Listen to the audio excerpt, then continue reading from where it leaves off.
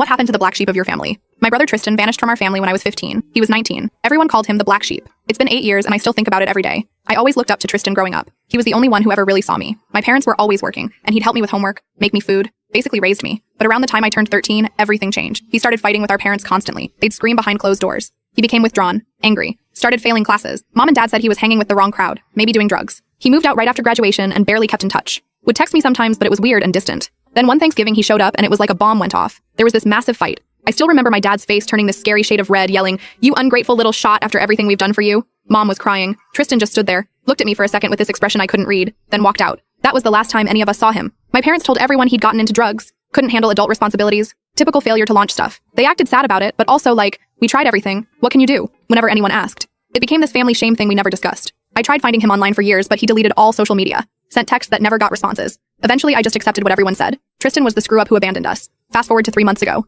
I was helping my mom clean out the garage and found this old box of his stuff. Some high school notebooks, old t-shirts, random teenager junk they'd packed away. But there was this worn notebook that caught my eye. It was full of these little notes, almost like a journal, but not really. Mostly thoughts about taking care of me. Stuff like, Elsie aced her math test, helped her study all week. Or, need to make sure Elsie has lunch money tomorrow. It hit me how much he'd actually done for me. There was also this weird entry from right before everything went bad. It just said, don't know what to do, can't let Elsie find out. Nothing else. I started thinking about everything differently. Like, why did our parents suddenly get all these work trips when I was around 12, 13? Why did Tristan suddenly change right around then? Why did he always make sure to be home when I got back from school? I started asking questions. Subtle ones at first. Mom would get this tight look on her face. Dad would change the subject. When I pressed harder, they'd say stuff like, why are you bringing up ancient history? Or, you know how troubled he was. Then I ran into my cousin Seth at this coffee shop. We got talking and I mentioned Tristan. He got all uncomfortable. Said something about how he wished the family had handled things differently. When I pushed, he just said, it wasn't my place to get involved back then. But then he slipped and said, it wasn't fair what your parents did to him. I literally couldn't sleep after that. What did my parents do to him? All these memories started coming back. How Tristan would stand in the doorway when dad came home late. How he'd insist on driving me to and from friends' houses instead of letting dad do it. How he'd sometimes check on me at night. I drove to my Uncle Howard's house. He's always been the straight shooter in the family. I asked him point blank what happened with Tristan. Howard told me that Tristan had discovered our dad had been secretly filming underage girls,